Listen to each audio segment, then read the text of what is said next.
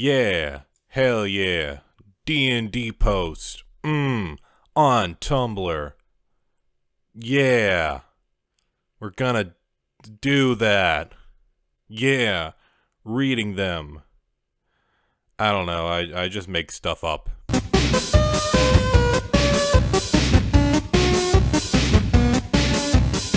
This is maybe a stupid idea, but maybe it already exists. You start a game of D&D with a blank character sheet, your DM has them all.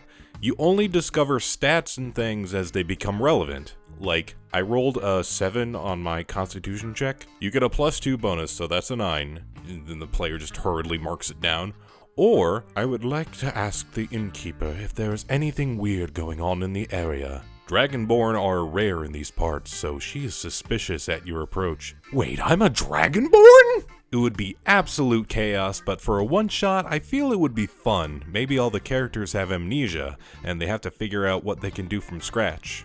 You know, that sounds exactly like a good one-shot, but I feel like not knowing your character's race when you can just kind of look into a mirror and be like, oh, hey, I'm a Dragonborn. That would be kind of... Ooh. Probably make a little more sense. People who sleep with their phone on silent or D&D really don't give a fuck about nobody's life. Look, if you decide to have a problem after midnight, that's between you and God, to be honest.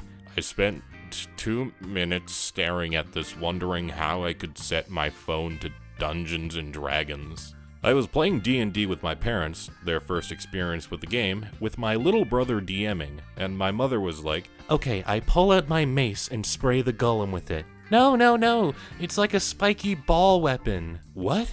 Oh, okay, I throw it at him. Thanks to Meg McMuffins and her mom for making me laugh today. Now I need to convince my mom to play D&D. Further tales from my brother's D&D adventures, one of his friends had a character that was 2 gnomes in a trench coat. Even the DM didn't know, despite the player's comment that his character had abnormally short arms and his penchant for asking where enemies had landed a hit, until one of them died. And then suddenly, it was only one, and then they had to bury the upper half, I assume. Escape room employees reveal the worst things they've seen, from glorious tuna. We've had around 3 proposals in the escape room so far. The second was shitty. We were not informed at all. The girl was chained and blindfolded in a small black box room. No idea why he thought that would be a good place to propose. From Don't You Dare Go Hollow, I had been there for 10 hours. And a group was playing a room with a locked door as the main focus of the first half, and I kind of stopped watching the screen for a few minutes, only to look back and see that they had used a handcuff key to remove the hinges and take the door off the frame. I couldn't really do anything at that point, so I kind of just had to let them continue. From Lacey NYC, locked a couple of guys in the cage and then came back and they'd stripped naked. I just left them to it. It turns out, real people do in fact approach D&D scenarios like D&D players. I'm a straight white man every day of my life. On Wednesday nights, I just wanna be a lesbian. My friend on his druid character who is searching for her wife. Funny story about that actually is she has figured out that she is a lesbian 7 days a week. We got another one, girls. I hate all those too edgy for me theories about kid shows like Angelica dreaming up the Rugrats or the Ed, Edd and Eddie children being ghosts, or literally anything that takes a light-hearted and fun kid show and has to turn it into some tragic take of rape or murder or misinformed mental illness. So you know what? From now on, I'm gonna do the exact opposite. Every cool, grim, dark show is now because of a bunch of children. To get us started, Game of Thrones, a middle school D&D campaign with the most angry, vindictive DM who has promised to kill everyone's player characters and their family by the end. The Walking Dead is actually a bunch of kids playing zombie apocalypse in their neighborhood, and every time someone dies, it's because their parents called them home for supper. Breaking Bad is actually just a fanfic the students in Mr. White's class write about him because no one has any idea what he does with his free time, and the running jokes about it got wildly out of hand. Encounter: a tiefling and an ASMR pair of twins sit on a dim-witted giant's shoulders, having convinced him they are his conscience. The giant is so stubborn they have to trick him into doing what they want by making it the obvious third option to their extreme suggestions. The ASMR told the giant they are hallucinatory manifestations of his id and superego. The tiefling said that's ridiculous. That school of psychology has been decried as obsolete. They are clearly an ASMR and a tiefling playing him for a fool. He decided they must be his shoulder devil and shoulder angel. I'ma steal this. I'm stealing this. Kids these days who think that being a bard is just about swinging swords and playing lutes disgust me. Where's the pizzazz? The showmanship? The seduction? You ain't a real bard until you seduce your way out of at least 19 situations that would normally end in combat. You're not a real bard until you make your DM cry because you seduce the big bad that they've built up to for 10 sessions. Once a bard friend rolled a 1 for seduction and ended up killing a girl and tried to hide the body. He was caught, rolled low on deception, and they all thought he was fucking her corpse. He then tried seducing the guards and rolled low again, so all the guards had boners while arresting him, and the DM had to sideline the entire game and make up a dungeon for the rest of us to get our stupid bard out of. But we didn't. So for like 3 nights, the DM essentially ran 2 different games, one of us questing without old Corpse Fucker, and the Adventures of Corpse Fucker, Escape from Boner Castle. He seduced his way out, naturally. A true bard. I fucked my way into this mess, and I'll fuck my way out. My husband is playing D&D with some friends and told me to come look at the cat who is sitting in a chair like a person. My husband handed him a d20 and said, "Sir, you have to roll a stealth check to convince the other party members you are human." And the cat immediately batted the d20 and rolled a 14. The party cheered for him. The final human player joined the table and they brought out a whole extra chair so the cat could remain at the table. He's now the party's official druid and just canonically... That is actually how it's typed, wow. He's now the party's official druid and just canonically in wild shape all the time and therefore unable to speak common. I want a cat like that. I want a cat to be in my D&D group. Gotta go fast! Context: me and some friends were playing a version of Dungeon of Doom that was adapted for 5e. There was a Kenku rogue, a bugbear barbarian, and me, a wood elf monk with boots of speed. You open the door. There's a stairwell. All the steps seem magic. I take out my short sword and tap each of the steps as I go up. What's your speed? It's 60, why? As you step onto the second step, your speed is doubled. Holy shit, is that permanent? It might. You lose control of your momentum and fly up the steps, hitting each step, each one doubling your speed. There's an iron door at the end of the steps. How many steps are there? Counting the ones you've already hit? 70. Well, shit. I click my heels together and activate my boots of speed. If I'm gonna die, I'm going out with a fucking bang. Well, fuck. Then, math ensues. Okay, so at the bottom, you are traveling at that much times the speed of light. Holy fuck! Congratulations, monk. You just caused the Big Bang. Everyone dies. Universe resets. We're restarting next week. That's it. That just sounds like an easy. That sounds like just like. No, I'm kind of sick of this campaign.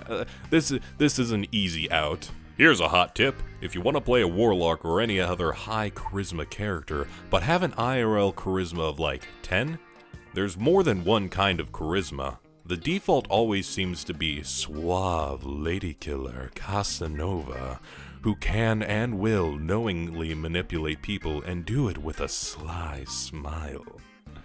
But that's not the only kind.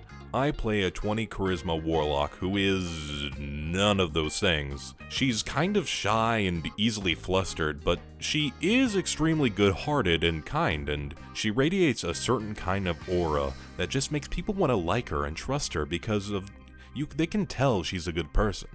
Don't feel boxed in by traditional portrayals of charisma and let it scare you away from playing classes you're interested in. A great point! There's more than one way to play high/low scores for all stats, but I think people struggle the most with charisma because it is so frequently viewed as the suave, smooth talker trope. Charisma is literally just your ability to influence how others feel about you, and not just feelings of likability. So while being flirtatious definitely falls into that category, it's way more broad than that. There are other high charisma styles like Heart of Gold. This is the example OP mentioned. The class clown, just really funny, but actually funny, not mean funny or obnoxious or anything, just jokes around and tries to get people to laugh, makes jokes and has a good time. People just like to hang out with you because you're fun, the intimidating aura.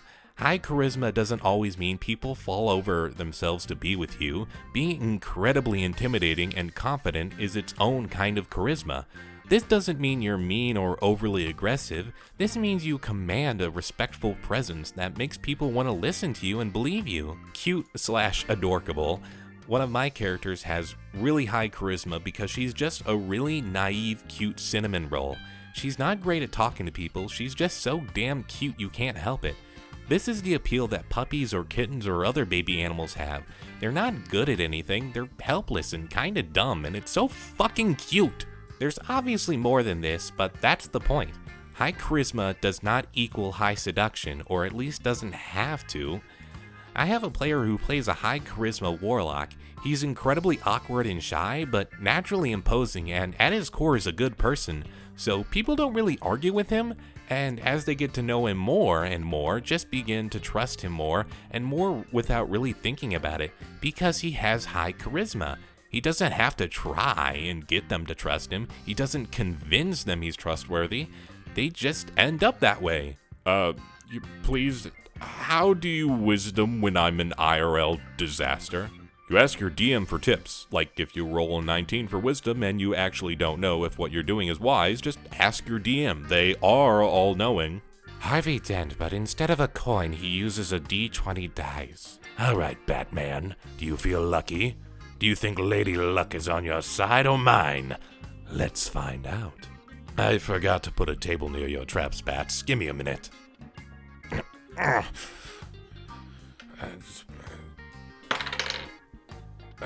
Your intelligence modifier it's like +3, right? You come across my hench girls, Query and Echo. I roll to seduce. That is not an option on this quest. Let the woman roll. Let her roll the fucking dice. You know, it strikes me that so many of the vaguely racist issues surrounding orcs could be easily sidestepped by just giving them a society based on Flintstone-esque paleo suburbia. Like, the entire situation gives you an easy way to preserve the image of orcs as a Stone Age tribal society without basing it on any one culture that might take egress.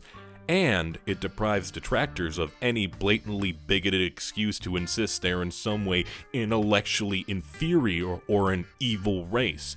Why are we still following Blizzard's dumbass mistakes when we could be doing this? Every D&D game that starts out with a serious Lord of the Rings type of tone turns into a Monty Python sketch, and every D&D game that starts out like a Monty Python sketch turns into Lord of the Rings. D&D game with characters named Qua the Brave, Enoch Bluehelm, and Paolo Greaves. Our current mission is to save the kingdom from the Dark Queen Ravenbone.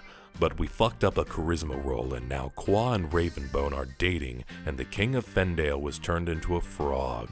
Meanwhile, a D&D game with characters named Bunny Wabbit, Ford Truck, and Dildo Baggins. Our current mission is to find a birthday present for a spoiled prince, but in the process we found a lich planning to devour the life force of everyone in the land, and Dildo gave his life to stop him in a scene so moving it won a Newbery medal. If you give your players room to do whatever they want, including being silly, they will most often choose to express themselves, and you'd be amazed how much you'll start to care about characters once people have attached little pieces of their souls to them. If you try to enforce a serious tone, it just makes the gags funnier, and your players will treat you with the same casual blasphemy that orangutans show to God. The same casual blasphemy orangutans show to God. What the where do you come up with that shit? Hey, guess what? This is going to be a part 1 because there was so many Tumblr posts about D&D that it will make your head spin. And yes, I know there's been a couple in here where it's been like, how is this related to D&D? I don't care. If it mentions D&D or is vaguely similar to D&D in general, I will read it because I like reading things in funny voices / doing dramatic readings of Tumblr stuff. Anyway, I hope you have a good day. Bye.